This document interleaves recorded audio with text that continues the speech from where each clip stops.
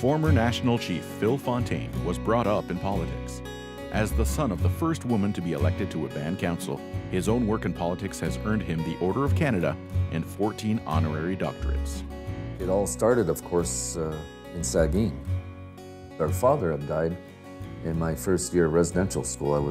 I just turned 7, and so our mother Agnes never remarried, and she had to raise a large family.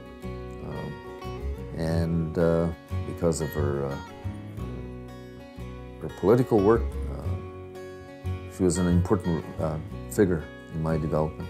Phil Fontaine's work has built bridges between Aboriginal and non-Aboriginal people, not only on the political landscape, but also on a personal level. Well, Phil and I go back a long time. I would say 25, 30 years, when we were both aspiring young politicians in Manitoba. He was just a very good companion, became a good friend. I did my first sweat with Phil, just along the banks of the Assiniboine River. And that's the first time we really began to understand the way in which the residential school issue had had such a powerful impact upon himself personally and the people.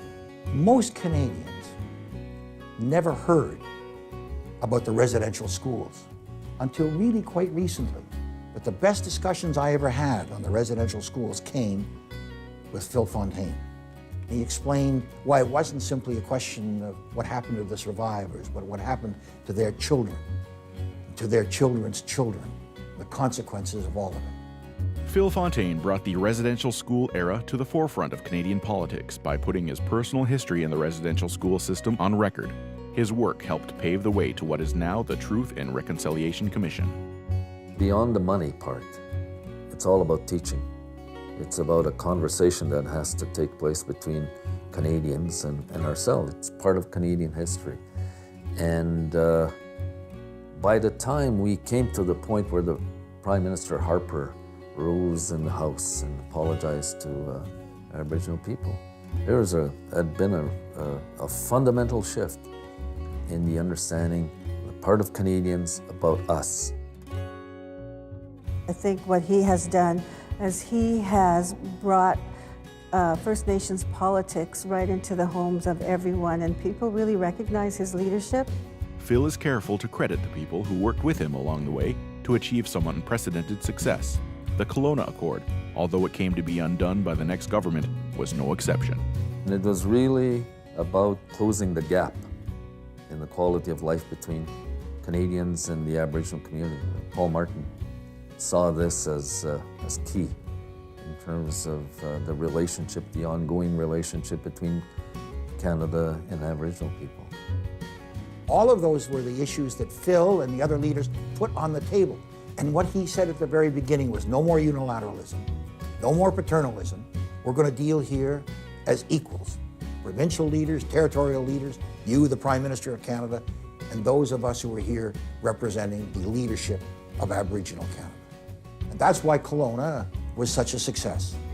And in an unprecedented demonstration of support, we had 14 jurisdictions that said yes.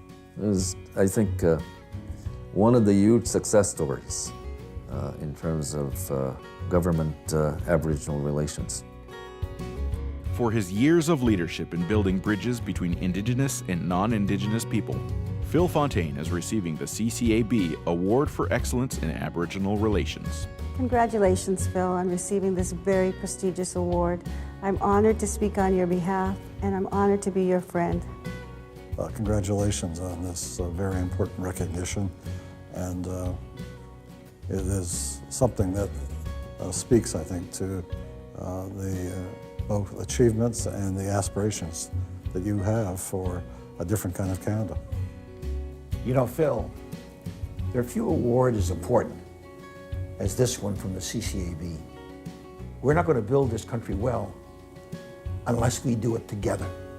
And what this award says is you're one of the architects. Congratulations.